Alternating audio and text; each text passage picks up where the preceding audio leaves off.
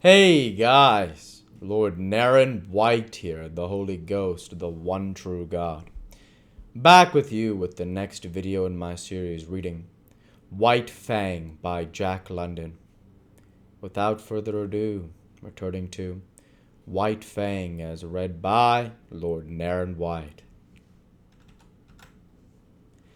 Not for nothing he had been exposed to the pitiless struggles for life in the day of his cubhood, when his mother and he, alone and unaided, held their own and survived in the ferocious environment of the wild.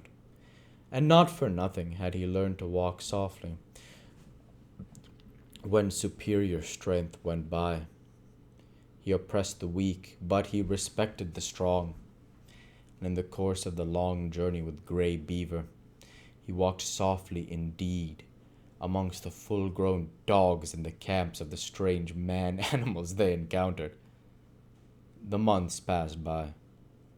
Still continued the journey of Grey Beaver. White Fang's strength was developed by the long hours on trail and the steady toil of the sled, and it would have seemed that his mental development was well nigh complete. He had come to know quite thoroughly the world in which he lived. His outlook was bleak and materialistic. The world as he saw it was a fierce and brutal world, a world without warmth, a world in which caresses and affection and the brightest sweetnesses of the spirit did not exist. He had no affection for Grey Beaver. True, he was a god, but a most savage god. White Fang was glad to acknowledge his lordship, but it was a lordship based on superior intelligence and brute strength. There was something in the fiber of White Fang's being that made his lordship a thing to be desired, else he would not have come back from the wild when he did to tender his allegiance. There were deeps in his nature which had never been sounded. A kind word, a caressing touch of the hand on the part of Grey Beaver might have sounded these deeps, but Grey Beaver did not caress nor speak kind words. It was not his way. His primacy was savage, and savagely he ruled, administering justice with a club, punishing transgression with the pain of a blow, and rewarding merit not by kindness, but by withholding a blow. So White Fang knew nothing of the heaven a man's hand might contain for him. Besides, he did not like the hands of the man-animals. He was suspicious of them. It was true that sometimes they gave meat, but more often they gave hurt. Hands were things to keep away from. They hurled stones, wielded sticks and clubs and whips, administered slaps and clouts, and when they touched him, were cunning to hurt him with a pinch and twist and wrench. In strange villages he had encountered the hands of the children, and learned that they were cruel to hurt. Also, he had once nearly had an eye poked out by a toddling papoose. From these experiences, he became suspicious of all children.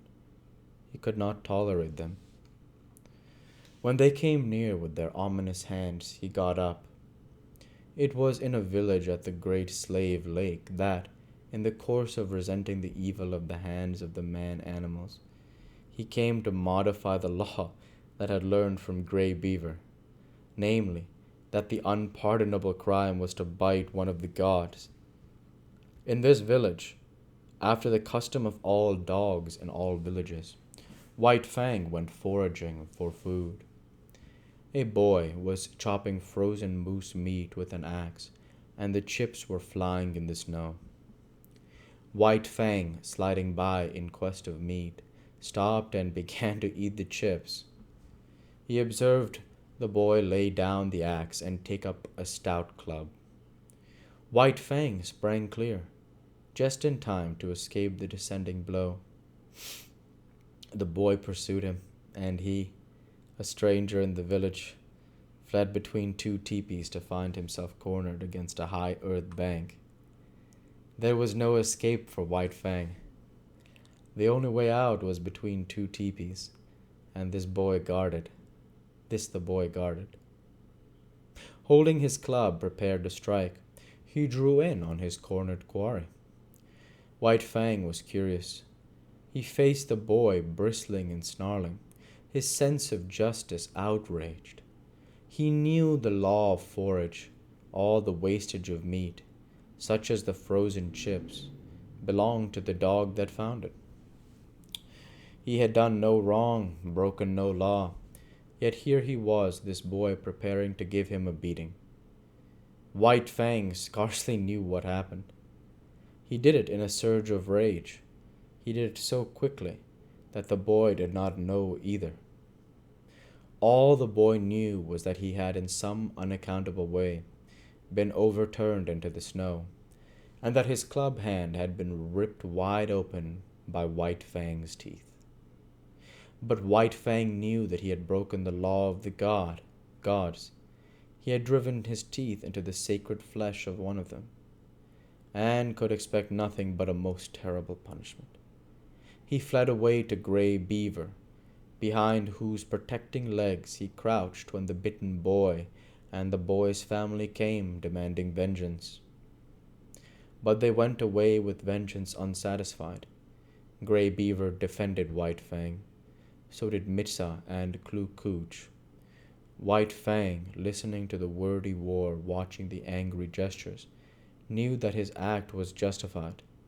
And so it came that he learned there were gods and gods.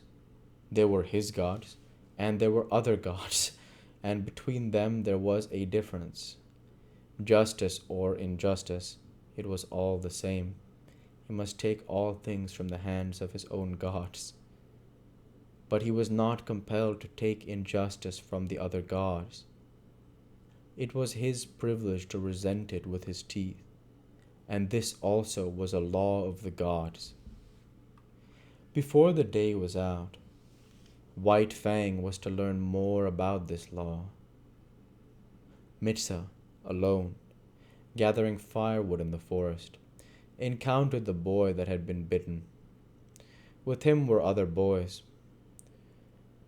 Hot words passed. Then all the boys attacked Mitsa.